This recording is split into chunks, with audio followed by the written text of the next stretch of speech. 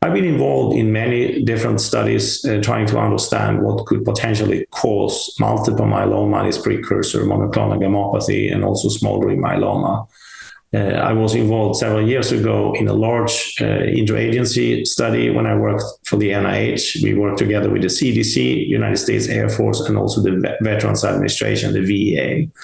In that study, we screened a large number of servicemen that had participated in spraying with Agent Orange in Vietnam, and we compared them to servicemen who were not involved with Agent Orange. And we showed that there was an increased risk for monoclonal gammopathy. That study led to monoclonal gammopathy being approved as a medically supported by VA condition for veterans that had been exposed. I've also been involved in studies looking at other type of exposures, pesticide exposure in the United States, and also people who were exposed to the World Trade Center attack in New York City.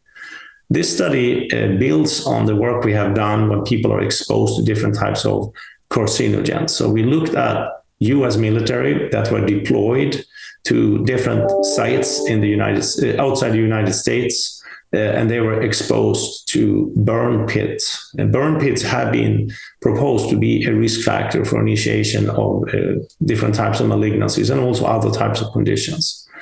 So what we see in this study is that there is a higher rate of monoclonal gammopathy in the individuals that are exposed at different levels.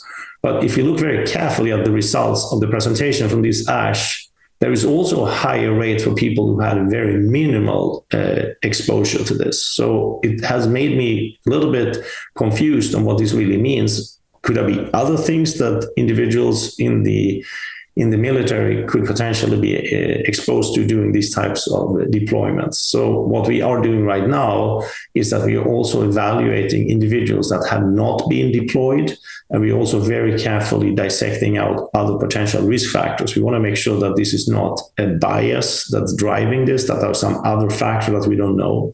So this study that we presented is not the final study. We are already working, and we have samples where we are evaluating non-deployed US military, but we hope to have all the results in 2024, and we will get back and communicate as soon as we have these important results.